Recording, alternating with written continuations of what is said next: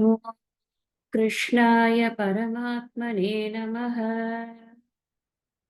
பகவான் ஸ்ரீகிருஷ்ணர் அர்ஜுனனுக்கு செயல் புரிவது எப்படி அப்படிங்கிற இந்த நிஷ்காம கர்ம யோகத்தினுடைய ஸ்வரூபத்தை விளக்கி கொண்டிருக்கிறார் அப்படின்னு பாக்குறோம். நம்ம ஆத்ம ஞானத்தை போதித்தார்.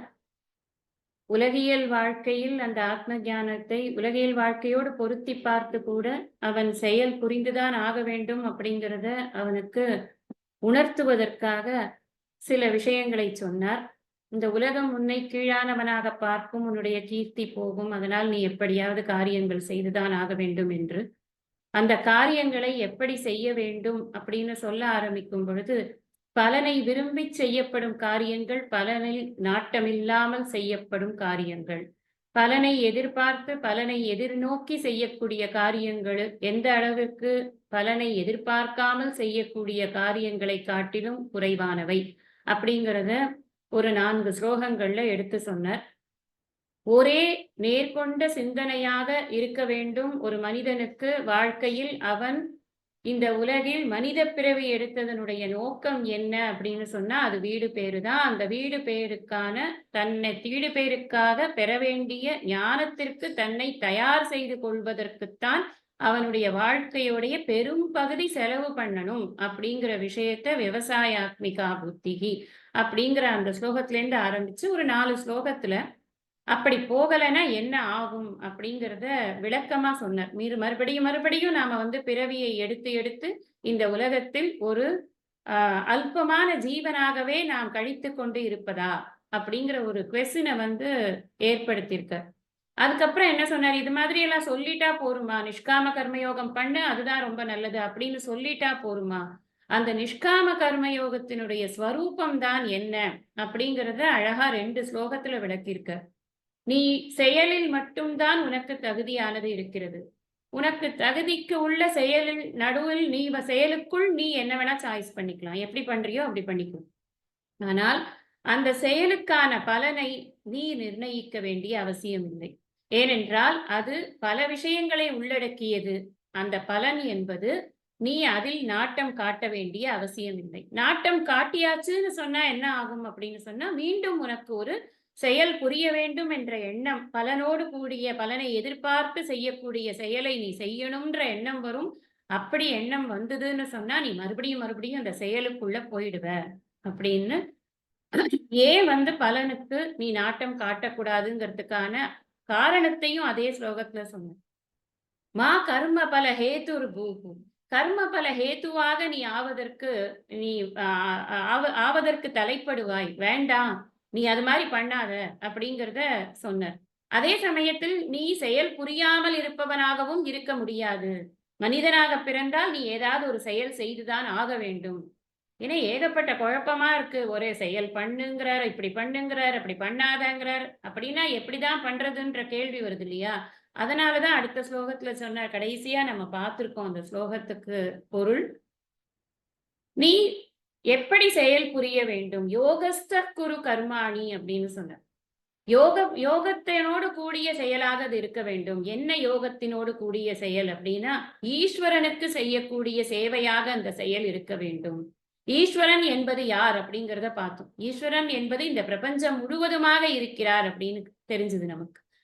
இந்த பிரபஞ்சம் முழுவதுமாக இருக்கிறார் அப்படின்னு சொன்னா அனைத்து சமூகங்களும் ஈஸ்வரன் தான். இந்த இடத்துல சமூகம்னு சொன்னா மனிதர்கள் தான் ஈஸ்வரன் அப்படின்னு நினைச்சுக்க கூடாது. மாடு, மரம், மட்டை எல்லாம் தான் ஈஸ்வரன். ஏன்னா அவருடைய கிரியேஷன்ல எல்லாமே ஈஸ்வரன். ஈஸ்வரன் தான் அனைத்துமே அப்படின்னு பாக்குறோம். இறைவனை எங்கும் போய் தேட வேண்டிய அவசியம் கிடையாது. தேடுவதற்கு அவர் ஒன்றும் ஒளிந்து கொண்டு இருக்கவில்லை. இறை தேடல் அப்படிங்கிறதே ஒரு சரியான சொல்லாக இருக்குமான்னு எனக்கு தெரியல. இறையை தேட வேண்டியதில்லை, இறையை அறிய வேண்டும். முதல்ல புரிஞ்சுக்கணும். என்ன இறைவன்னா என்ன, கடவுள் என்ற தத்துவம் என்னது அப்படின்னு புரிஞ்சுக்கணும். அது புரிந்து கொள்ளாததனால்தான் பல குழப்பங்கள் நமக்கு ஏற்படுகிறது. யாரையோ பிரீத்தி பண்றதுக்காக நான் காரியம் பண்றேன். எப்பவுமே என் மனசுல எப்பவுமே நாம எப்படி காரியம் பண்றோம்னா, இந்த வேலை பண்ணா என்னோட ஹஸ்பண்ட்க்கு பிடிக்கும், என்னோட அம்மா அப்பாவுக்கு பிடிக்கும், என்னோட குழந்தைக்கு பிடிக்கும், என்னோட டீச்சருக்கு பிடிக்கும், என்னோட குருவுக்கு பிடிக்கும். இன்னொருத்தருக்கு பிடிக்கும்னு காரியம் பண்ணி நமக்கு பழக்கம் ஆயிட்டதுனால இந்த இடத்துல ஆதிசங்கரர் சொல்றதும் சுவாமிஜி சொல்றதும் நமக்கு புரிஞ்சுக்கிறதுக்கு கொஞ்சம் டைம் எடுக்கும். நீ இன்னொருத்தரை பிரீத்தி பண்றதுக்கு பண்ணாத காரியம், உன் பிரீத்தியை அவர்களிடம் வளர்த்து கொள்வதற்காக காரியம் பண்ணு முதல்ல அப்படின்னு சொல்லிருக்கு. இந்த கர்மங்களை எல்லாத்தையும் யோகஸ்த குரு கர்மாணி அப்படிங்கிற போது ஈஸ்வரார்ப்பணம் கர்ம அப்படின்னு பார்த்தோம். சங்கம் தியக்த்வா, அந்த இடத்துல ஆதிசங்கரர் என்ன சொன்னார்? ஈஸ்வரன் என் மீது சந்தோஷப்படுவான் என்ற அந்த சங்கத்தை கூட, அந்த பற்றை கூட நீ விட்டு விடு. அப்ப ஏதோ ஒரு நம்மளை அறியாமலேயே நமக்கு மனசுல நான் I am a good person, நான் குட் பர்சனா இருக்கிறது கடவுளுக்கு பிடிக்கும், அதுக்காக தான் நான் குட் பர்சனா இருக்கேன். இல்ல, அது கூட உனக்கு வேண்டாம், அதுவும் உனக்கு ஒரு பந்தம் தான் அப்படிங்கிறார் ஆதிசங்கர். அந்த பற்று கூட உனக்கு தேவையில்லை. நீ செய்ய வேண்டியது செயல் மட்டும்தான். செயலில் மட்டுமே கவனம் இருக்கட்டும். அது ஈஸ்வரனுக்கு பிரீத்தியாக இல்லை, ஈஸ்வரன் மீது உனக்கு இருக்கக்கூடிய பிரீத்தியை வளர்த்துக் கொள்வதற்காக. அப்படியே கொஞ்சம் மாத்தி போடுறார். அந்த போடும்போது நமக்கு என்ன புரியுது அப்படின்னு சொன்னா, இந்த சமூகமே ஈஸ்வரன் அப்படின்னு பார்க்கும் பொழுது இந்த சமுதாயத்திற்கு நான் என்ன கொடுக்க முடியும்? நான் தொடர்ந்து இந்த சமுதாயத்திலிருந்து பெறக்கூடியவனாகவே நான் இருக்கிறேனே, பெறக்கூடியவனாக இல்லாமல் தரக்கூடியவனாக நான் ஆக வேண்டாமா அப்படின்ற எண்ணம் எனக்கு வரும் இல்லையா? அதுதான் இந்த நிஷ்காம கர்ம யோகத்தினுடைய பெரிய பிரயோஜனமே. இங்க யோசிச்சு பாருங்க, யார்கிட்டயாவது ஏதாவது ஒரு பொருளை நம்ம வாங்கி கொண்டு வந்திருந்தோம் என்று சொன்னால் நம் மனநிலை எப்படி இருக்கும்? அந்த பொருளை பாதுகாக்கணும், அந்த பொருள் திருடு போகாம களவு போகாம நம்ம காப்பாற்றணும், அந்த பொருளை விருத்தி பண்ணிக்கணும்.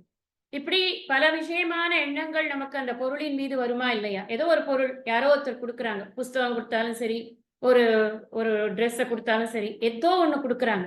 வாங்கிட்டோம் அப்படின்னா, நான் அதை வாங்கிட்டேன் அப்படின்னு சொல்லும் பொழுது அதை பாதுகாக்கிறதுக்கும், அதை விருத்தி பண்ணுறதுக்கும், அதை நான் மற்றவங்க கிட்ட காட்டுறதுக்கும் தான் என் மனசு இதுவாகும். அதே சமயத்துல யாருக்காவது எதையாவது கொடுத்துட்டு வரும்போது நம்ம மனநிலை எப்படி இருக்கு? எவ்வளவு பெரிய ரிலீஃப் இருக்கு மைண்ட்ல. இதெல்லாம் பிராக்டிக்கலா நம்ம பாக்குறோம். எல்லாருக்கும் அனுபவம் இது. அதனாலதானே நம்ம நிறைய தானங்கள் பண்ணணும். நம்மளோட கல்ச்சர்லயே எந்த ஒரு விஷயம் பண்றதா இருந்தாலும் தானத்துலதான் அது ஆரம்பிக்கிறாங்க. இப்ப ஒரு யாத்திரை போனோம் அப்படின்னு சொன்னா கூட முதல்ல யாத்ரா தானம் அப்படின்னு ஒரு தானம் பண்ணணும்னு சொல்லியிருக்காங்க. பெரிய யாத்திரைகள் பண்றோம் அப்படின்னா, நான் இந்த யாத்திரை நல்லபடியா அதெல்லாம் என்ன, அதுக்கெல்லாம் பின்னாடி சிக்னிபிகன்ஸ் என்ன அப்படின்னா, வழங்கக்கூடிய மனம்தான் சுத்தமாக இருக்கும்னு நம்ம புரிஞ்சுக்கணும். வழங்கி வழங்கி மனதை சுத்தப்படுத்தி கொடு, அதனுடைய அழுக்கை எல்லாம் கரைத்து போட்டு வெளியில எடுத்து போடு அப்படிங்கிறது தான் இங்க அர்த்தமே தவிர்த்து, எதுக்காக இத்தனை கர்மா? இந்த கர்மாக்கள் முழுவதுமே நம்மை சுத்தப்படுத்துவதற்காக மட்டுமே உருவாக்கப்பட்டவைங்கிறத புரிஞ்சுக்கணும். அதனாலதான் இங்க சொல்றார், நீ இந்த ஒரு ஆட்டிடியூடோட பண்ணின அப்படின்னு சொன்னா உனக்கு சித்தியோ சமோபூத்வா, வெற்றி உண்டானாலும் சரி, தோல்வி உண்டானாலும் சரி. இது பொதுவான அர்த்தம். வெற்றி என்பது இந்த ஆத்ம ஞானமானது குருமுகமாக நான் படிக்கும் பொழுது இதனுடைய பலன், என்னுடைய கர்ம யோகத்தினுடைய பலனாக எனக்கு சித்தம் சுத்தமாகி, எனக்கு சத்துவகுணம் மேலோங்கி, அந்த சத்துவகுணத்தின் காரணமாக என் மனம் தூய்மை அடைந்து, அந்த தூய்மையான மனதில் நான் இறைவனை பற்றியும், இந்த உலகை பற்றியும், என்னை பற்றியும் என்னுடைய குருநாதர் சொல்லும் பொழுது நான் அதை புரிந்து கொள்கிறேன் இல்லையா? அந்த புரிந்து கொள்ளக்கூடிய அந்த அகம் பிரம்மாஸ்மி அப்படிங்கிற அந்த ஞானம் இருக்கே, அது எனக்கு புரியறது, அது எனக்கு நிஷ்டையா நிக்கிறது, அது எனக்கு நிலைத்து நிற்பது. என்ன காரியம் நான் பண்ணி கொண்டிருந்தாலும் சரி, நான் பஷ்யன், ஸ்ருண்வன், ஸ்பிருசன், ஜக்னன், அஸ்ரன், கச்சன், ஸ்வசன், ஸ்பிருசன் அப்படின்னு நம்ம 5வது அத்தியாயத்துல பார்ப்போம். என்ன வேலை பண்ணினாலும் சரி, அத்தனை வேலைக்கு உள்ளேயும் அவன் மனம் நான் பிரம்மன், நான் தூய உணர்வு அப்படிங்கிறதோடையே அவன் மனம் இருக்கும். நீங்க என்ன கண்ணாடி வச்சு பார்க்க முடியுமான்னு? பார்க்க முடியாது. சுவாமிஜி அண்ணா நிறைய கிளாஸஸ்ல சொல்லுவார், ஒரு ஞானிய இப்படித்தான் இருப்பான்னு அடையாளம் எல்லாம் காட்ட முடியாது. ஞானிக்கு ஞானியை தெரியும் எப்படி இருப்பாரு அப்படின்னு. நமக்கு தெரியலன்னா நாம இன்னும் ஞானி ஆகலன்னு வேணா புரிஞ்சுக்கலாமே தவிர்த்து, ஒரு ஞானியை இப்படித்தான் இருப்பார்னு அடையாளம் காட்டவே முடியாது. கைவல்ய நவநீதத்திலையும் அதுக்கான ஒரு விஷயத்தை சொல்றாரு அவர். பூதலம் புறப்பார், ஐயம் புகுந்துண்டு உண்பார், பிச்சை எடுத்துட்டு கூட இருப்பாராம். அவரெல்லாம் ராஜாவா கூட இருப்பாராம். ஜனக மகாராஜா ஞானியாக இருந்திருக்கிறார், பகீரதன் ஞானியாக இருந்திருக்கிறார். இப்ப இவர்கள் எல்லாம் ஞானியாக இருக்கா, இந்த ஞானின்னு நெத்தியில பட்டையா எழுதி விட்டுருக்காங்க, அதெல்லாம் ஒண்ணும் கிடையாது. மனசுல எப்படி அவர்களுடைய அந்தரங்கத்துல எப்படி இருக்குங்கிறது அவரவர்களுக்கு தான் தெரியும். தன்னெஞ்சறிவது பொய்யிருக்கு. படிக்கிறது எதுக்கு அப்படின்னா நம்ம மனசுக்கு நாம உண்மையா அந்த விஷயத்த புரிஞ்சு கொண்டோமா இல்லையா அப்படிங்கிறதுக்கு தான். அப்ப இந்த சித்திங்கிறத நான் வெளியில காட்ட முடியுமா? நான் ரொம்ப ஞானி ஆயிட்டேங்க அப்படின்னு சொன்னாலே முடிஞ்சு போச்சு. ஞானியும் இல்ல, ஒண்ணும் இல்ல அது. அது அஞ்ஞானின்னு அர்த்தம். நான் ஞானின்னு யாராவது ஒருத்தர் வெளியில வந்து சொல்லிக் கொண்டார்கள் என்று சொன்னால், அப்பவே புரிஞ்சுக்கணும் அது பரம அஞ்ஞானி அப்படின்னு. ஏன்னா, நான் ஞானிங்கிறத சொல்றதுக்கு அந்த நான்கிறது யாரு? எந்த நான் ஞானி? இந்த இந்த விசாரங்கள் எல்லாம் ஆரம்பிச்சது அப்படின்னு சொன்னா, அந்த அகங்காரம் எங்கேருந்து முளைக்கிறதுங்கிறது நமக்கு புரிஞ்சு போயிடும். அப்ப அந்த அகங்காரம் என்னைக்கு போகவே இல்லையோ, அப்ப எப்படி அது ஞானத்தினுடைய நிஷ்டையில் எப்படி இருக்க முடியும் அது? விவகாரத்துக்கு சொல்லிக்கலாம். நான் இத பண்றேன், அத பண்றேன் அப்படின்னு. நான் ஞானி அப்படின்னு எப்படி சொல்ல முடியும்? ஏனென்றால், எல்லோருமே ஞான நிலையில் தான் இருக்கின்றோம். எல்லோருமே பிரம்ம நிலையில் தான் இருக்கின்றோம். நம்ம சில பேர் அத புரிஞ்சுக்கிறோம், சில பேர் அத புரிஞ்சுக்கல அவ்வளவுதான். இந்த சித்திங்கிறது நீ புரிஞ்சுண்டியா இல்லையா? அதான் கேள்வி. ஒருவேள எத்தன கிளாஸ் அட்டெண்ட் பண்ணாலும் சரி, எனக்கு புரியல அப்படின்னா, அதுக்கும் என்ன சொல்றார் கிருஷ்ணர்? சமத்துவம் யோக உச்சியத்தை. இது 2யும் ஒண்ணா பாரு. நீ சித்தி அடைந்தாலும் சரி, நீ உனக்கு விஷயங்கள் புரிந்தாலும் சரி, புரியாவிட்டாலும் சரி, தொடர்ந்து உன்னுடைய சித்த சுத்திக்காக, உன்னுடைய மன தூய்மைக்காக, இந்த நிஷ்காம கர்ம யோகத்தை நீ தொடர்ந்து செய்து கொண்டே இரு. நீ இதில் வெற்றியையும் தோல்வியையும் நீ வந்து இதுதான் வெற்றி என்றோ இதுதான் தோல்வி என்றோ நீ நிர்ணயிக்க வேண்டிய அவசியம் இல்லை அப்படிங்கிறத சொல்லிட்டாரு. அப்ப நம்ம சமத்துவம் அப்படிங்கிறது என்ன புரிஞ்சுக்கிறோம் அப்படின்னா, ஆத்ம ஞானம் நமக்கு புரிந்தாலும் சரி, ஏன்னா கிடைக்கிறதுக்கு அதுல ஒண்ணும் இல்ல. இருக்கு எப்பவுமே ஆத்மா என்பது எப்பொழுதுமே அது வந்து ஃப்ரீயா தான் இருக்கு. அது எதனோடையும் ஒட்டிக் கொள்வதில்லை. நம்ம ஆத்மாவை பத்தின லட்சணங்கள் மாஞ்சு மாஞ்சு படிச்சிருக்கோம். இந்த ஆத்மா என்பதற்கு எந்த விதமான ஒரு ஐடென்டிட்டியும் கிடையாது. நான் அந்த ஐடென்டிட்டியே இல்லாத ஆத்மாங்கிறது எனக்கு புரியிற வரைக்கும், நான் தொடர்ந்து வாசித்துக் கொண்டே இருக்க வேண்டும், விசாரம் செய்து கொண்டே இருக்க வேண்டும், சத்சங்கத்தில் இருக்க வேண்டும், நிஷ்காமமாக என்னுடைய காரியங்களை செய்து கொண்டே இருக்க வேண்டும். விருப்பு வெறுப்பற்ற ஒரு மனநிலையோடு நான் இருக்கணும். எத்தன வருஷம் தான் பண்றது? எனக்கு வரல, பிடிக்கல. சரி வேண்டாம் இத விட்டுடலாம். அப்படி இல்ல. அப்படி விட்டுட்டு போகாத. அப்படி விட்டுட்டு போ அப்படி விட்டுட்டு போகறதுக்கு ரெக்கமெண்ட் பண்ணல. நீ மனச சமாதானமாக வைத்துக்கொள், சமத்துவமாக வைத்துக்கொள், விருப்பு வெறுப்பற்ற மனநிலையை கொள்வாயாக அப்படின்னு கிருஷ்ணர் சொல்றார். அதனால இந்த இந்த வெற்றி தோல்வி அப்படிங்கிறதுக்குள்ள நாம போய் நிக்காம, இது ஈவன் லௌகீகமான வாழ்க்கையில யோசிச்சாலும் இது ரொம்ப அப்ளிகபிளா தான் இருக்கும். ஒரு காரியம் பண்றோம், அந்த காரியத்த நாம எதிர்பார்க்கிற அளவுக்கு அந்த காரியம் வந்து வெற்றி அடையல அப்படின்னா, அந்த காரியத்த விட்டுட்டு ஓடிட முடியுமா? குழந்தைய வளர்க்குறோம். நாமளா நினைச்சுக்கிறோம், அந்த குழந்தை ஐஏஎஸ் ஆகணும், ஐபிஎஸ் ஆகணும். யார் உன்ன நினைக்க சொன்னது யாரு? அந்தந்த ஜீவன் என்ன ஆகணுங்கிறது அது அதுக்கு தலையில எழுதியிருக்கு. நாம என்ன நினைக்கிறோம்? என் வளர்ப்பு சரியில்ல. எனக்கு வந்து வளர்க்க தெரியல. குழந்தையின் வெற்றி தான் என் வெற்றி என்று நம்ம தப்பா நினைச்சுக்கிறோம். பல பேருக்கு வாழ்க்கையில பிரச்சனை அதுதான். எனக்கான வாழ்க்கையில் நான் என்ன அடைய வேண்டும்ங்கிறத காட்டிலும், நான் பெற்ற பிள்ளைகள் என்ன அடைய வேண்டும்ங்கிறதுல தான் நம்ம கவனம் அதிகமா இருக்கு ஒரு ஸ்டேஜுக்கு அப்புறமா இல்லையா? அதனால லௌகீக வாழ்க்கையாக இருந்தாலும், இந்த விஷயங்களை எல்லாம் பொருத்தி பார்த்தோம் அப்படின்னு சொன்னா, மனசு நிம்மதியா இருக்கணும்னா, இதுக்குள்ளலாம் போய் மைண்ட வந்து குழப்பிக்க வேண்டிய அவசியம் இல்ல அப்படின்னு. இத எப்படி வந்து இருப்பாங்க அப்படி ஒரு அழகான சுபாஷிதம் ஒண்ணு படிச்சேன். அது எனக்கு ரொம்ப பிடிச்சிருந்தது. அதனுடைய அந்த எக்ஸாம்பிள். அதுக்காக அத எழுதிட்டு வந்தேன். "சம்பத்தௌ ச விபத்தௌ ச மகதாம் ஏகரூபகாः." சம்பத்துன்னா நெறைய நல்ல விஷயங்கள் கிடைக்கிறது. நெறைய நல்லது நடக்கிறது. இன்பம்னு வச்சுக்கோங்களேன். விபத்தௌ அப்படின்னு சொன்னா விபத்துகள். விபத்துகள்னா நெறைய தீமைகள் நடக்குது. நமக்கு ஏதோ கஷ்டங்கள் வருது, துன்பம் வருது. இன்பமோ, துன்பமோ இந்த மகத்தான் ஏக ரூபக்காக அவங்க ரொம்ப மகத்தானவர்கள். அதாவது மிக பெரிய ஒரு அறிவாளிகள், ஞானிகள். அவர்கள் எல்லாம் அதை ஏக ரூபமா பார்ப்பாங்க. ஒரே மாதிரி இருக்கும் அவர்களுடைய மனநிலை. இன்பம் வந்தாலும் சரி, துன்பம் வந்தாலும் சரி. கிருஷ்ணரே சொல்லப் போறார். துக்கேஷு அனுத்விக்னமனாக சுகேஷு விகத ஸ்பிருகः வீதராக பயக்ரோதக ஸ்திததீர் முனிருச்சியதே அப்படின்னு. அங்க பின்னாடி நம்ம இப்ப இப்ப இன்னும் ஒரு 5, 6 ஸ்லோகத்துக்கு அப்புறமே அது வந்துரும்.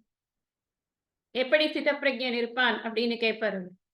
அப்ப இங்க வந்து இந்த இந்த சுபாஷிதத்துல இதுக்கு ஒரு உதாரணம் சொல்றாரு. அதுதான் ரொம்ப நல்லா இருந்தது. அதுக்காக தான் சுபாஷித மென்ஷன் பண்ணணும்னு நினைச்சேன். உதயே சவிதா ரக்தாஹா. ரக்தானா ரெட் கலர். உதயேனா கார்த்தால. இந்த கார்த்தால சவிதான்னா சூரியனுடைய கிரணங்கள். சூரியனுடைய கிரணங்கள் கார்த்தால எப்படி இருக்குன்னா, அதிகாலை வேளை சூரியன் என்பது ரெட் கலர்ல வருது இல்லையா?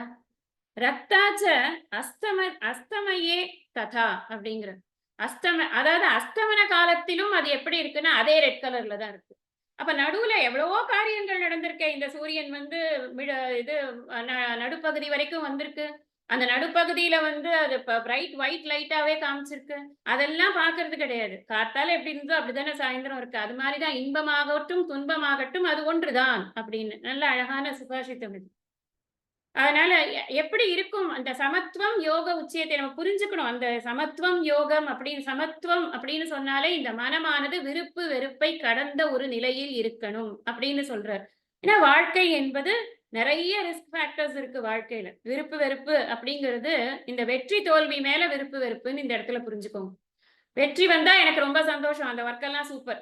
தோல்வி வந்தா இதெல்லாம் டைம் வேஸ்ட். அப்படி கிடையாது. எந்த வேலையா இருந்தாலும் என் மன தூய்மைக்கான வேலைன்னு புரிஞ்சுக்கணும் நாம.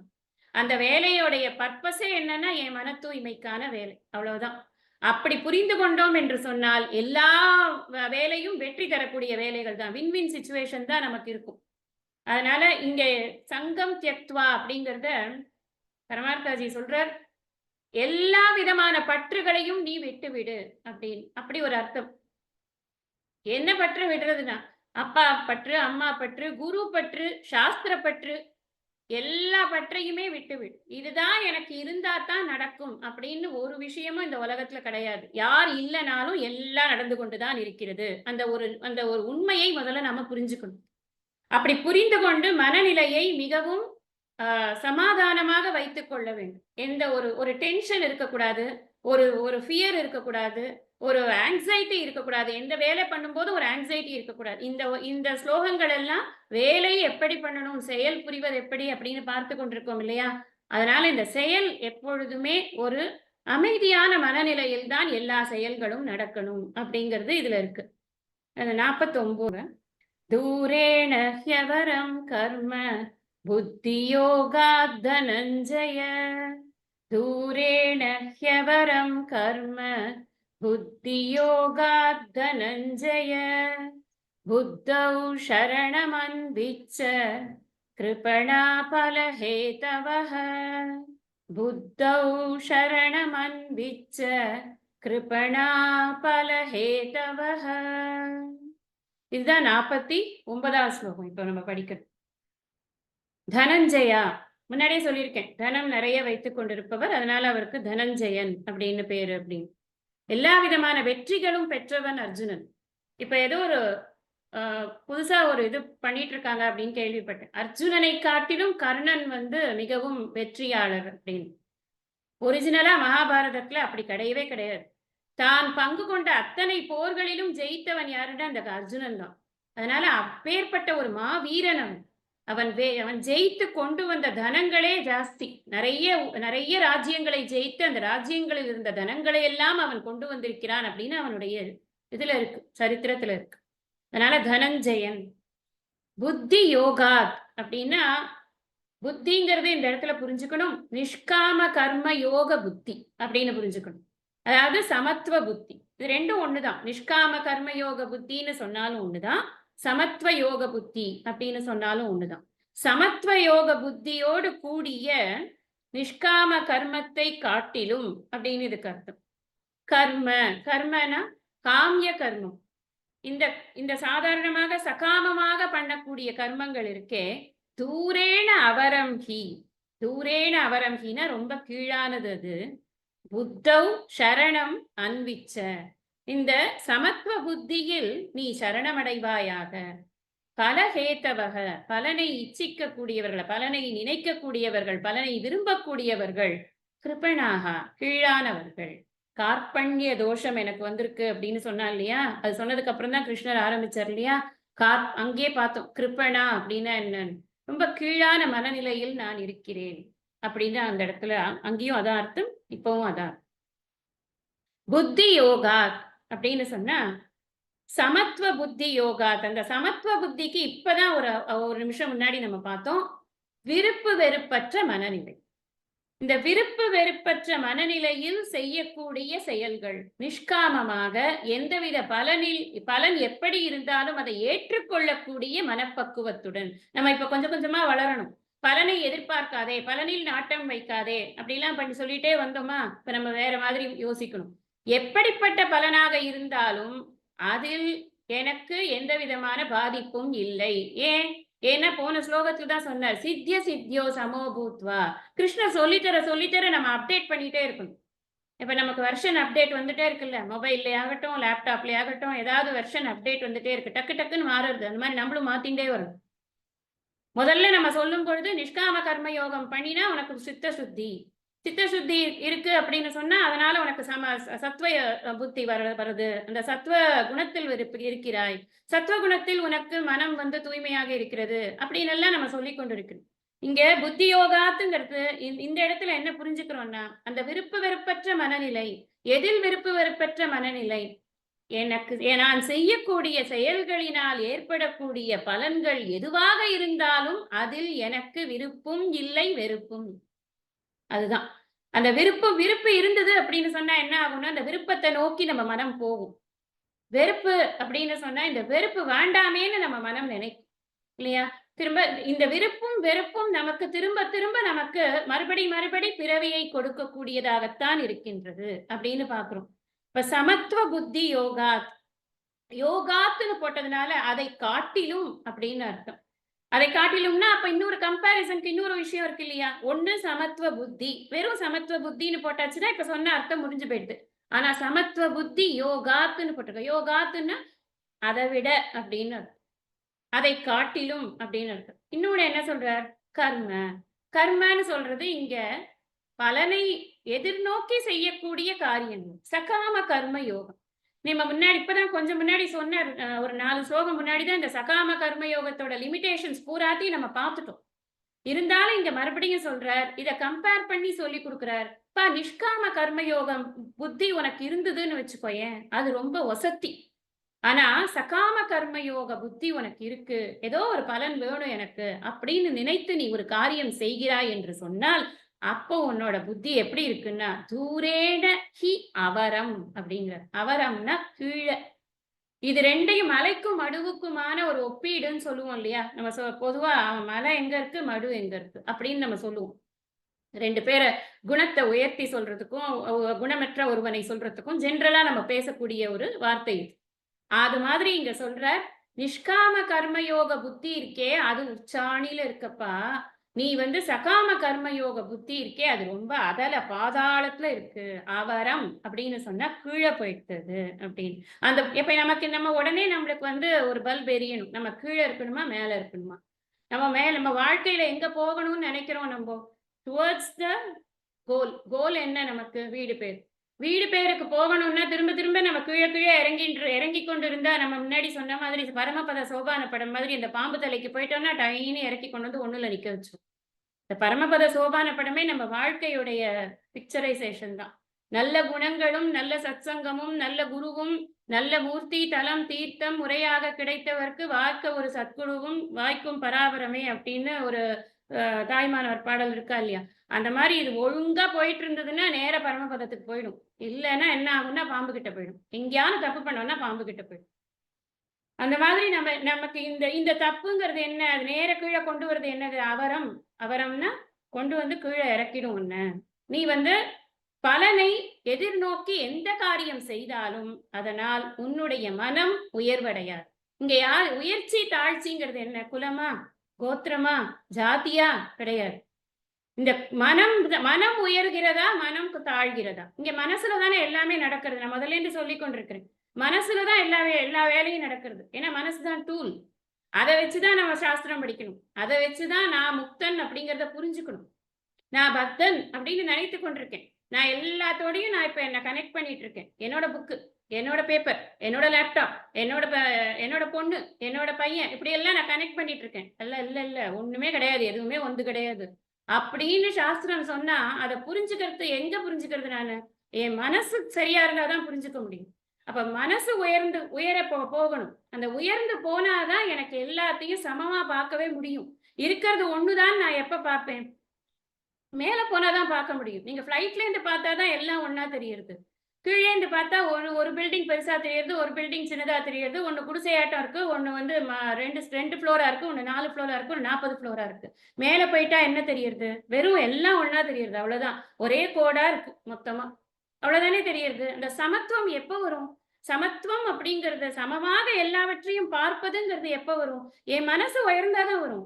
அந்த மனச உயர வைக்கிறது தான் அந்த நிஷ்காம கர்மயோகம். அதத்தான் சொல்றார். நீ வந்து மனசு உயர்த்தி இருக்கணும். நீ சகாமமா கர்மா பண்ணினா என்ன ஆகும் தெரியுமா? அப்படியே கீழ போயிடுவ நீனு. அவரம் தூரேணகி அவரம். கொஞ்சமா கீழ இல்ல. அதனாலதான் சொன்னேன். அதல பாதாளத்துக்கு போயிடுறான் அவன் அப்படின்னு. அப்போ இது வந்து யாருக்கு சொல்றாரு நீங்க யோசிச்சு பாருங்க. இந்த விஷயங்களை எல்லாம் 4 வீட்ல திருடிட்டு வரவன்கிட்டயா சொல்றாரு? இல்ல. முறையாக வேதத்தை படித்து, முறையாக சாஸ்திரத்தை படித்து, வேதத்தை படித்தாலும் சரி, அல்லது முன்னோர்கள் செய்து கொண்டிருந்த காரியங்களை முறையாக செய்பவர்களாக இருந்தாலும் சரி, யாருக்கும் குறிப்பிட்டு கிடையாது. ஆனா, நல்ல தர்மானுஷ்டானம் இருக்கக்கூடியவர்களுக்கு சொல்கிறார் அப்படின்னு நம்ம புரிஞ்சுக்கலாம். அப்படி புரிஞ்சுட்டாதான் சௌரியமா இருக்கும்.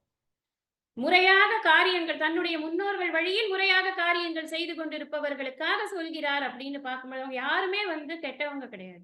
யாரும் அடுத்தவங்க பொருளுக்கு ஆசைப்படல. தான் வந்து ஒரு வாழ்க்கையில என் பையனுக்கு வேலை கிடைக்கணும்னு நினைக்கிறாரு. தன்னோட பையனுக்கு குழந்தை பிறக்கணும்னு நினைக்கிறாரு. நீங்க ஒரு இமேஜின் பண்ணி பாருங்க. அப்படித்தான் இந்த ஒவ்வொரு கர்மாவும் சகாம கர்மம் என்பதை இறைவனிடம் தான் வேண்டுகிறோம். இறைவனிடம் எனக்காக வேண்டுகிறேன். அதான் அன்னைக்கு சொன்னேன். தனக்காக வேண்டிக் கொள்பவன் மனிதன். சமூகத்துக்காக வேண்டணும். அவன்தான் வந்து இறைவனை சார்ந்த மனிதனாக இருக்க முடியும் அப்படின்னு முன்னாடி நம்ம பார்த்தோம் ஒரு கிளாஸ். அப்ப இங்க என்ன அப்படின்னா இது தார்மிக்கான ஒரு ரொம்ப தர்மமாக நடக்கக்கூடிய பீப்புளுக்கு தான் இதை சொல்றாங்க. ஆனா அதை ஏன் சொல்றார் அப்படின்னு சொன்னா, இவ்வளவு தூரம் உன் வாழ்க்கையில் நல்ல சம்ஸ்காரங்களை எல்லாம் பெற்றிருக்கிறாய், நல்ல குணங்களை பெற்றிருக்கிறாய், நல்ல பழக்க வழக்கங்களை பெற்றிருக்கிறாய், நல்ல சத்சங்கத்தை பெற்றிருக்கிறாய்.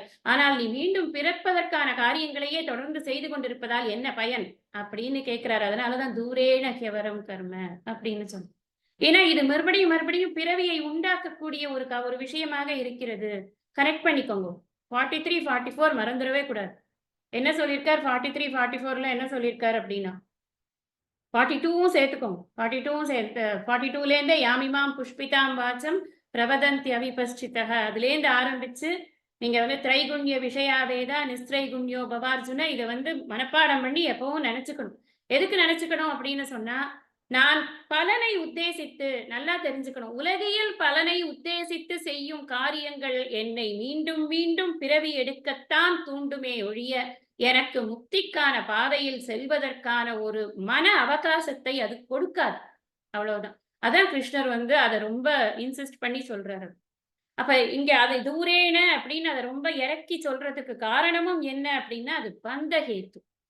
ஏற்கனவே நான் பந்தத்துல தான் இருக்கேன். நான் புரிஞ்சுக்கல. அஜ்ஞானத்துல தான் நான் இருக்கேன். அஜ்ஞானம் இருக்கிறதுனால தான் பிறவியே வந்தது. இந்த பிறவியில் நான் அஜ்ஞானத்தோடு இருக்கிறேன். என் மனைவி, என் கணவன், என் குழந்தை, என் பாட்டி, என் பாட்டன்னு என்னத்தை எல்லாத்தையும் போட்டு கட்டி புரண்டுட்டு உட்கார்ந்துருக்கேன் நான். இது எனக்கு இன்னும் அதிகமாக பந்தத்தை ஏற்படுத்துகிறது. பந்த ஹேத்து அப்படின்னு சொன்னா பந்தத்திற்கான காரணம். மா கர்ம பல ஹேத்து பூஹு அப்படின்னு சொன்னார். ஏன் சொன்னார்? நீயே அதுக்கு காரணம் ஆயிடுவப்பா. வேற யாரும் கிடையாது. நீ செய்யக்கூடிய வேலை உனக்கே வந்து ப்ராப்ளம் வரும் அப்படின்னு. இப்ப என்ன சொல்றார் அடுத்த லைன்ல? புத்தவ் சரணம் அன்விச்ச அப்படின்னு சொல்றாரு. புத்தவ்னா என்னது? எந்த புத்தியில் சரணம் அடைவாயாக. எந்த புத்தியில சரணம் அடையிறது? சமத்துவ யோக புத்தியில் சரணம் அடைவாயாக. ஆத்ம ஞான புத்தியில் சரணம் அடைவாயாக. சரணாகதி அப்படின்னு சொன்னா என்ன அர்த்தம்? சரணாகத்தின்னா ஒரு ஆளை முன்னாடி நிக்க வச்சு நான் நல்லா 10 நமஸ்காரம் பண்ணிட்டா சரணாகதி அப்படின்னு நினைக்கிறோம் நம்ம. இல்ல, சரணாகதி என்பது அது கிடையாது. ஒருவரிடம் நான் சரணடைகிறேன் அல்லது ஒருவரிடம் நான் அபிமானம் கொண்டு அவர் சொல்வதை கேட்கிறேன் அப்படின்னா அதுதான் சரணாகதி. சரணாகதி அப்படின்னா அந்த தத்துவம் என்ன சொல்லி இருக்கோ அதை நான் கேட்டேன்னா அதுபடி நடந்தேன்னா அதுதான் சரணாகதி. இங்க புத்தியிடம் சரணடைவாயாக அப்படிங்கிற அறிவுபூர்வமாக சிந்தித்து நிஷ்காம கர்மயோக சமத்துவ புத்தியிடம் நீ சரணடைவாயா. சமத்துவ புத்தியில என்ன சொல்லியிருக்கு? நான் எந்த பலனின் மீதும் என்னுடைய நாட்டமானது இருக்கக்கூடாது. பலன் எப்படிப்பட்டதாக இருந்தாலும் அதை ஏற்கக்கூடிய சமமான ஒரு மனநிலை எனக்கு இருக்க வேண்டும் என்ற அறிவில் நான் என்னுடைய சிந்தனையை வைக்க வேண்டும். சரணடைதல்னா அதுதான்.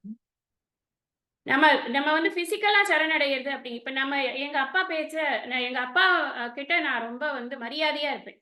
மரியாதைன்னு சொன்னா இன்னும் புரிஞ்சிடும் இந்த விஷயம். எங்க அப்பாட்ட நான் ரொம்ப மரியாதையா இருப்பேன். அப்படின்னா என்ன அர்த்தம்? எங்க அப்பா படத்தை வச்சு நான் தினம் நமஸ்காரம் பண்றதுதான் மரியாதையா? இல்ல உயிரோடவே அப்பா இருந்தா கூட தினமும் காத்தால அப்பாவுக்கு நமஸ்காரம் பண்றதுக்கு பேர் மரியாதையா? அந்த மரியாதை காட்டுறது நல்லது. ஆனா அதை விட என்ன தெரியுமா நல்லது? எங்க அப்பா சொல் பேச்ச கேட்கறது தான் நல்லது. அதுதானே எங்க அப்பாவுக்கு பிடிக்கும். இது இது வந்து ஒரு உலகியல் வாழ்க்கையில இருக்கிற தந்தை மகளுக்கே இதுதான் கிரைட்டீரியா அப்படின்னு சொன்னா, இறைவன் சொல்லி இருக்கக்கூடிய விஷயங்களை நான் கேட்டு அதன்படி நடப்பது தானே நான் இறைவனை சரணாகதி அடைவது. அதுதான் சரணாகதி. இறைவன் என்ன சொல்லியிருக்கார்? சங்கம் தியக்த்வா, சமத்துவ புத்தியோடு நீ பற்றை விட்டு விட்டு நிஷ்காம கர்மமாக உன்னுடைய காரியங்களை செய்து கொண்டிருன்னு சொல்லியிருக்கார். அப்போ இந்த சமுதாயத்திற்கு நான் செய்ய வேண்டிய சேவைகளை எனக்கென்று எந்த பலனையும் எதிர்பார்க்காமல் பொதுநல நோக்கோடு நான் என்னுடைய வாழ்க்கையை திட்டமிட்டு வாழ்ந்தேன் அப்படின்னு சொன்னா என் மனம் சுத்தமாகும். அந்த சுத்தமான மனதில்தான் எனக்கு குருவினுடைய வாக்கியங்கள் ஞானத்தை கொடுக்கும் அப்படிங்கிற ஒரு அறிவோட அந்த புத்தியில சரணமடைந்து, அந்த அறிவில் நான் சரணமடைந்து, அந்த அறிவு தத்துவத்தில் நான் மனதை லயிக்க வைத்து என்னுடைய காரியங்களை செய்ய வேண்டும். என்னுடைய இந்த 5 புலன்களை சமாதானப்படுத்துவதற்காக காரியங்கள் செய்வது கூடாது. புலன் இன்பங்கள் விரும்பி காரியங்கள், அதுதான் சகாம கர்மயோகம். எந்த பெரிய விஷயமா இருந்தாலும் அது புலன் இன்பம் தான். இப்ப எனக்கு வந்து மினிஸ்டர் போஸ்ட் கிடைக்கணும்னு நான் ஒரு யாகம் பண்றேன்னு வச்சுக்கோங்களேன். என்ன கிடைக்கும்? அந்த மினிஸ்டர் போஸ்ட்னால எனக்கு என்ன கிடைக்கும்?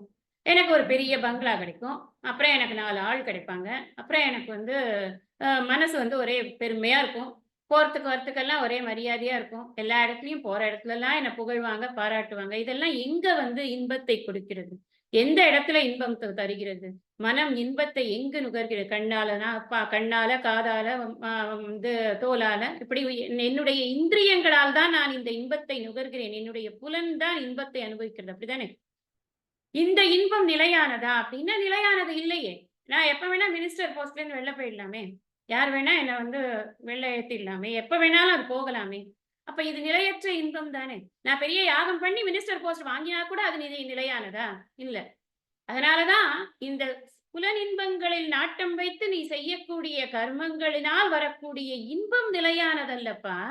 அதுக்கு பின்னாடி ஏன்பா இவ்வளவு டைம் வேஸ்ட் பண்ற? Why do you invest time? அந்த இன்வெஸ்ட்மெண்ட்டை நீ வந்து இந்த பலன்களில் நாட்டம் இல்லாமல் சித்த சுத்திக்காக செய்யக்கூடிய கர்மத்துல இன்வெஸ்ட் பண்ணு. சமூகத்திற்கு செய் உன்னுடைய சேவையை. அப்ப உன் மனசு விசாலமாகும். எல்லாரையும் இன்க்ளூட் பண்ணு. அப்படி இன்க்ளூட் பண்ற மனசுலதான் ஒரு விசால தன்மை வரும். அந்த மனசுதான் தூய்மையாக இருக்கும். எனக்கென்று எதையும் சேர்த்து வைத்துக் கொள்ளாத மனம். இந்த கர்ம யோக புத்தி இருக்கே, ஆதிசங்கரர் சொல்றார், இதனுடைய பரிபாகம் என்னன்னா அதுதான் ஞான யோக புத்தி அப்படிங்கிறது. ஞான யோகம் அப்படிங்கிறது என்னவோ தனியா ஒரு விஷயம் கிடையாது. நம்ம குருநாதர் வந்து சொல்லி கொடுத்த உடனே விஷயம் புரியறது இல்லையா? அதுதான் ஞான யோகம். இந்த கர்ம யோகம் பண்ணினாதான் அந்த ஞான யோகத்திற்காக நாம் வந்து எலிஜிபிள் ஆகும். அப்ப எலிஜிபிலிட்டி கிரைட்டீரியாக்கே நான் உழைக்கலன்னு சொன்னா நான் எப்படி வந்து என்னுடைய கோலை அச்சீவ் பண்றது? நான் எப்படி பண்ண முடியும்? அதனாலதான் இதுக்கு இவ்வளவு இம்பார்ட்டன்ஸ் கொடுக்கிறார் கிருஷ்ணர். பின்னாடி வந்து சித்தப்பிரஜ்ஞ லட்சணத்துல ரொம்ப அழகா விவரிச்சு கொண்டு போவார். அவன் எப்படி இருப்பான்னு தெரிஞ்சுக்கோ, அதே மாதிரி இருக்கணும் நம்ம அப்படின்னு. இமிட்டேட் பண்றது கிடையாது, நமக்கே வரணும் அது. சுவாமி விவேகானந்தர் சொல்லியிருக்கார், டோன்ட் இமிட்டேட் மீ அப்படின்னு. ஏன்னா எல்லாருக்கும் சௌரியம் தானே, அந்த மாதிரி ஒரு ட்ரெஸ் போட்டுண்டு எல்லாரும் தைரியமா இருங்கன்னு பேசுறது, உள்ளுக்குள்ள நடுங்கிண்ட அப்படி சொல்லல அவர். நீ முதல்ல உன்னோட நடுக்கத்தெல்லாம் உடைய, அப்புறம் இனி என்னை இமிட்டேட் பண்ணாத. நீ நான் சொல்ற வார்த்தையை புரிஞ்சுட்டு அதுபடி நடன். இந்த சமூக சேவை, சமூகத்தை இறைவனாக பார்ப்பதுன்னு சொல்லி பேசினாலே விவேகானந்தர் மறந்துட்டு பேச முடியாது நம்மளால. அவர் வாழ்ந்து காட்டினார் இல்லையா? இன்னைக்கு அவர் இல்லைன்னா இவ்வளவு பெரிய ஆர்கனைசேஷன் கிடையாது, இவ்வளவு சுவாமிஸ் கிடையாது, இவ்வளவு பெரிய இன்ஸ்டிடியூஷன்ஸ் கிடையாது, இவ்வளவு சேவைகளும் கிடையாது. சேவைனா என்னன்னு பண்ணி காமிச்சார் அவர் இங்க. அது மாதிரி இந்த சமூகத்திற்காக நம்முடைய மனம் விரியறது இல்லையா? அதுதான் புத்தவ் சரணம் அன்பிச்ச அப்படின்னு சொன்னா என்ன அர்த்தம்னா, பிரார்த்தனை செய்து கொள் அப்படின்னு அர்த்தம், விரும்பு அப்படின்னு அர்த்தம். பிரார்த்தனை என்ன செய்யறது? யார்கிட்ட செய்யறது? அந்த அறிவினிடமே நாம் பிரார்த்தனை செய்ய வேண்டும். இந்த அறிவு எனக்கு நிலையாக இருக்க வேண்டும். இந்த எந்த பலனையும் எதிர்நோக்காத காரியங்கள் செய்யும் பொழுது அதற்கு என்ன பலன் வந்தாலும் அதை சமமாக எடுத்துக்கொள்ளக்கூடிய ஒரு சமத்துவமான புத்தியானது எனக்கு இருக்க வேண்டும் அப்படின்னு அன்பிச்ச. நீ விரும்பு, அதிகமாக விரும்ப விரும்ப அதுதான் நமக்கு கிடைக்கும். இதெல்லாம் உங்களுக்கு நிறைய இப்போ இதெல்லாம் WhatsAppலலாம் கூட வருதே. நம்ம வந்து நீங்க இது பண்ணுங்க, விஷுவலைஸ் பண்ணுங்க உங்களுக்கு கிடைக்கும். அப்படிலாம் நிறைய போடுறாங்கல்ல. என்ன அர்த்தம் அதுக்கெல்லாம்?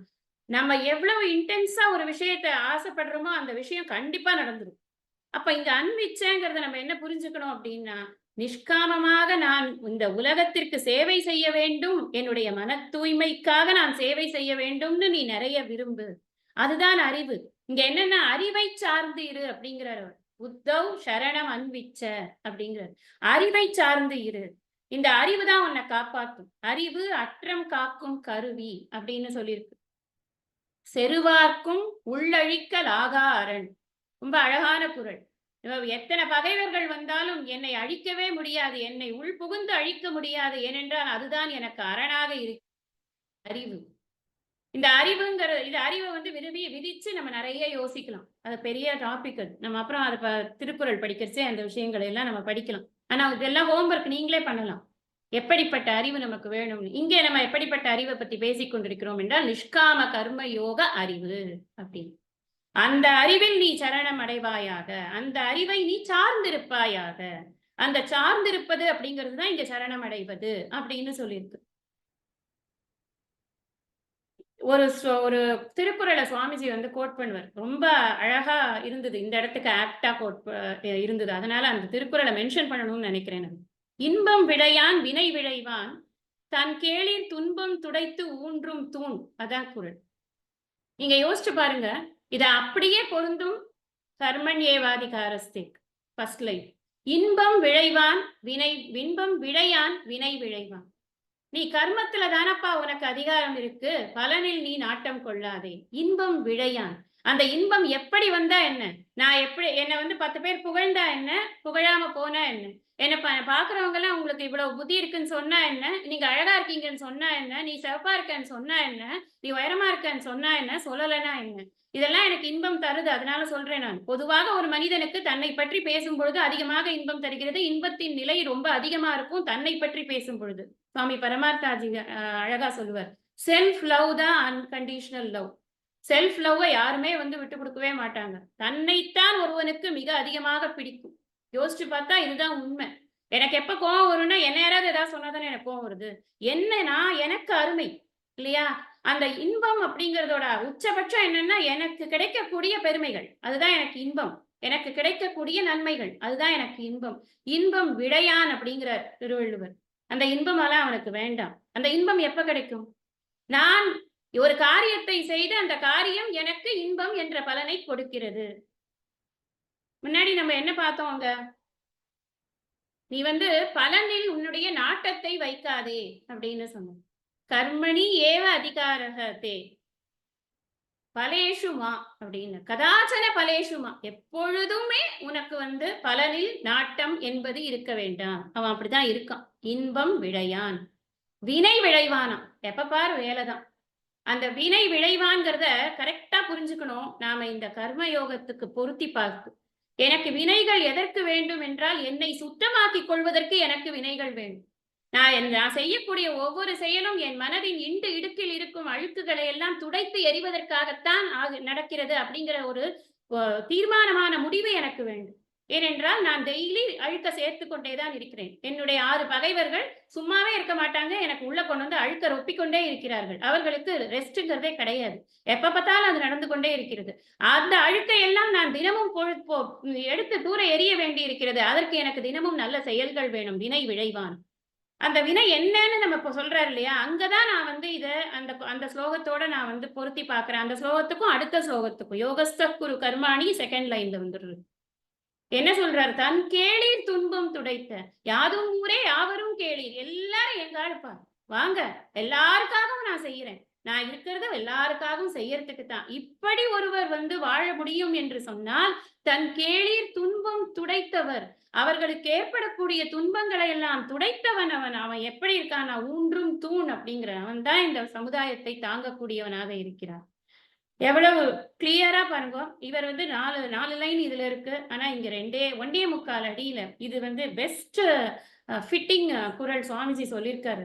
இதை நம்ம வந்து ரொம்ப என்ஜாய் பண்ணணும். இந்த குறளையும் இதையும் சேர்த்து நம்ம பார்க்கும் பொழுது அதுக்கு அர்த்தம் புரிஞ்செடுத்துன்னு வச்சுக்கோங்களேன். அப்புறம் அந்த அந்த ஒரு எல்லையே கிடையாது. நம்ம ஆனந்தத்துக்கு எல்லையே கிடையாது. சுவாமி தயானந்த சரஸ்வதியோடைய வாழ்க்கையில ஒரு சின்ன இன்சிடென்ட் இப்ப கேள்விப்பட்டேன். மஞ்சக்குடியில வந்து அவர் ஒரு காலேஜ் நடத்தி கொண்டிருந்தார். அங்கு இருக்கக்கூடிய ஏழை மாணவர்கள் எல்லாம் அதனால் பெரும் பலன் பெற்றுக் கொண்டிருந்தார்கள். இங்கே ஒரு ஒரு ஒரு சமயத்துல வந்து ஒரு அ ஒரு இது டிகிரி அவார்ட் பண்ணக்கூடிய ஒரு ஃபங்ஷன் கான்வகேஷனோ ஏதோ ஒரு ஃபங்ஷன் நடக்கும் பொழுது, அந்த சர்டிஃபிகேட் குடுக்குற சந்தர்ப்பத்துல, அந்த ஒரு பையனோ, பொண்ணோ யாரோ வந்து அந்த பையன் வந்து இந்த மாதிரி, "உனக்கு நீ யாருப்பா? உன் பேர் என்ன? உங்க அப்பா என்ன பண்றார்?" அப்படின்னு கேட்டிருக்காரு.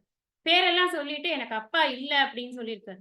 உடனே சுவாமிஜி வந்து, "நான் இனிமே உனக்கு நான் ஃபீஸ் கட்டுறேன்" அப்படின்னு சொன்னாராம். இந்த தயை, அந்த compassion, the very form of Dayananda Saraswati சுவாமிஜியே அந்த தயை தான்.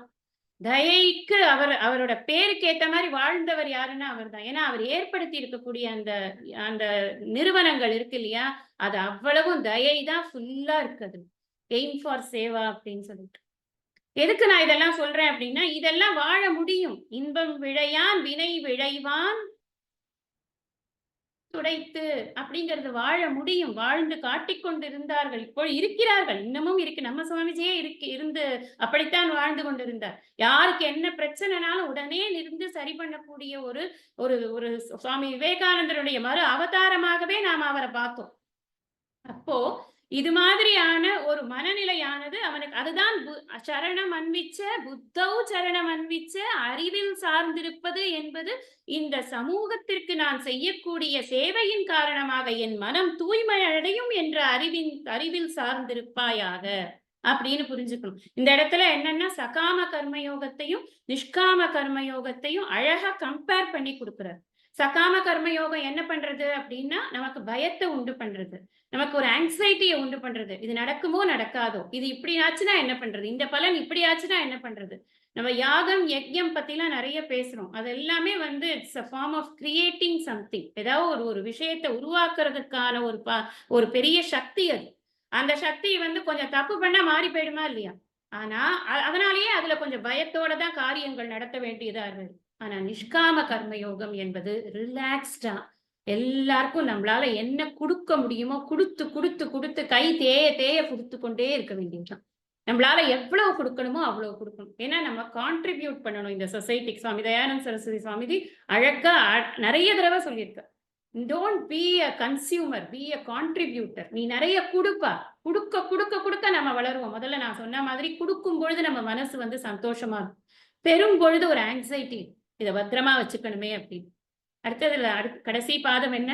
கிருபணாக பலஹேதவக. பலனை விரும்புபவன் அவன பத்தி ஒரு ஒரு ஒரு வார்த்தை சொல்றார். அல்பம்பா. நான் இத செஞ்சுட்டேன். எனக்கு நீ இத செய்யணும். இப்படி கேட்கிறதே வந்து அசிங்கம் இல்லையா? சொல்லுங்க. ஒரு ஹியூமன் ரிலேஷன்ஷிப்ல கேட்கலாமா? அதுவே நம்ம வந்து சரியா தப்புன்னு நெனைக்கிறோம். இல்லையா? நான் இத பண்ணியிருக்கேன். அதனால நீ எனக்கு இத பண்ணணும். அப்போ ஒரு டிரான்சாக்ஷனோட ஒரு ஹியூமன் ரிலேஷன்ஷிப் இருக்குனாலே அதையே நாம வந்து மதிக்கிறது கிடையாது. எல்லாவற்றையும் எல்லாருமே தானாக இருக்கக்கூடிய அந்த இறைவனிடம் போய் அவனால் முக்தி என்ற பேரானந்தத்தை கொடுக்க முடியும். அந்த யாவானர்த்த உதபானே சர்வத சம்ருதோதகே அந்த ஸ்லோகத்துல பார்த்தோமே, அந்த பெரிய பேரானந்த ஒரு பெருவெளியில் என்னை இருக்க வைக்க முடியும். ஆனால் அவன்கிட்ட போய் நான் என்ன கேட்கிறேன்னா, எனக்கு ஒரு 10 கோடி ரூபாய் குடேன். எனக்கு ஒரே ஒரு ஃபிளாட் வாங்கணும். என் பையனுக்கு ஒரு ஃபிளாட் வாங்கணும். என் பொண்ணுக்கு கல்யாணம் நடக்கணும். இப்படி நான் சின்ன சின்னதா போய் போய் போய் போய் அவன்கிட்ட வந்து ஒரு சகாமமாகவே என்னுடைய பிரார்த்தனைகளை வைத்துக் கொண்டிருக்கிறேன் என்று சொன்னார். அதுக்காக நான் பிரார்த்தனையே பண்ணக்கூடாதா? இனிமே நான் பிரார்த்தனையே பண்ணாலே எனக்கு கில்ட் வருமா? அப்படிலாம் நினைக்க வேண்டாம். இந்த பிரார்த்தனைகள் எல்லாமே உலகத்திற்காக இருக்கும் பொழுது உலகத்துக்குள்ள நாமளும் இருக்கோமா இல்லையா? சிம்பிள் லாஜிக் அது. இந்த என்டையர் காஸ்மாஸையும் நீதாம்மா கவனிச்சுக்கிற. அம்மா தாயே பகவதியே நீதான் கவனிச்சுக்கிற. நீ இந்த எல்லாருக்கும் சந்தோஷத்தை குடுன்னா அங்க நானு என் பொண்ணு என் ஹஸ்பண்டு என்னோட தங்க தம்பி அக்கா அம்மான்னு தனித்தனியா இருக்கான்னு எல்லாம் ஒண்ணுதானே. அந்த பாவம் வரும். அந்த வசுதைவ குடும்பகம் அப்படிங்கிறது வரலைன்னா அது கிருப்பணன் அப்படிங்கிறது. அது வராத போது நான் கிருப்பணனா போயிட்டேன். ரொம்ப அல்பமானவன், ஏழை, கஞ்சன் இப்படியெல்லாம் அதுக்கு வந்து அர்த்தம் மட்டமானவன் அர்த்தம் அவனுக்கு. மட்டம் ஏன் மட்டம் அப்படின்னா வெறும் பதவி, பணம், புகழ் இந்த உலகியல் இன்பத்திற்காக அழிந்து போகக்கூடிய இன்பத்திற்காக ஆசைப்படுபவனாக இருப்பதனால் அவன் கிருப்பணன். இப்ப நம்ம 48ல பார்த்தோம். யோகஸ்த குரு கர்மாணி. அதுல வந்து சமத்துவம் யோக உச்சியதே அப்படின்னு சொன்னார். அந்த இடத்துல ராக துவேஷம் இல்லாமல் அந்த இன்னொரு ஒரு வார்த்தை சேர்க்கிறார். ஹர்ஷ விஷாத அபாவக அப்படின்னு. ராகத்வேஷம் நமக்கு புரியுறது. என்னது? விருப்பு வெறுப்பு இல்லாமல் அப்படின்னு. ஹர்ஷ விஷாத அப்படின்னு சொன்னா சந்தோஷமோ துக்கமோ கூட இல்லாமோ எனக்கு ஒண்ணு கிடைச்சிடுத்துன்னா அப்படியே துள்ளி குதிக்கிறது. கிடைக்கலன்னா ஐயோ எனக்கு கிடைக்கலையே, நான் அப்ப அதுக்கு வந்து லாய்க்கே இல்லையா, நான் வந்து நான் இனிமே இந்த வேலைக்கே வரமாட்டேன், நான் இந்த சைடே வரமாட்டேன் அப்படின்னு போட்டு போயிடுறது.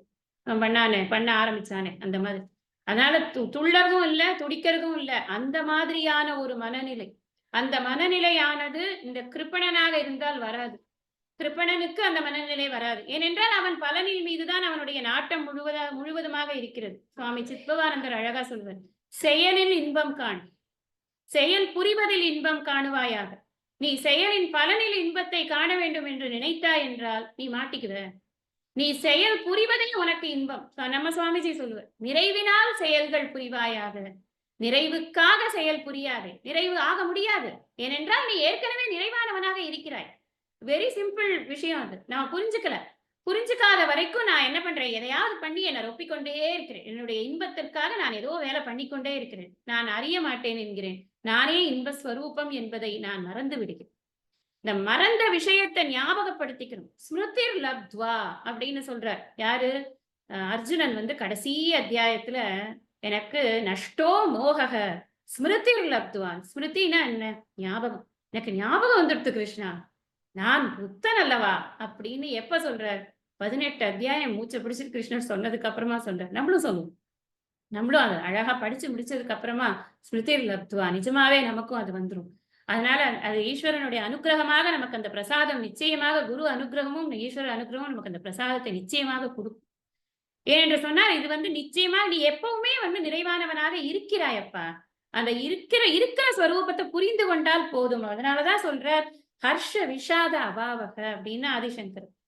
அதனால இந்த சமத்துவம் அப்படிங்கிறது எல்லாமே கல்டிவேட் பண்றது அப்படின்னு புரிஞ்சுக்க கூடாது. இதுதான் வந்து நேச்சராவே இருக்கணும். இந்த நேச்சர்ங்கிறது ரொம்ப முக்கியம். சமத்துவம்ங்கிறது நமக்கு நேச்சராக இருக்கணும். அப்படி இல்லைன்னு சொன்னா என்ன ஆகும்னா மறுபடியும் பிறக்கக்கூடிய ஒரு துர்பாகியமான நிலை ஏற்படும். அதைத்தான் தூரேன அவரம் அப்படின்னு சொல்ற. அதனால இதை எப்படி புரிஞ்சுக்கணும்? சமத்துவம் அப்படிங்கறத எப்படி புரிஞ்சுக்கணும்னா மனம் உயர்வு பெறும் பொழுது அனைத்தும் சமமாக தெரியும்.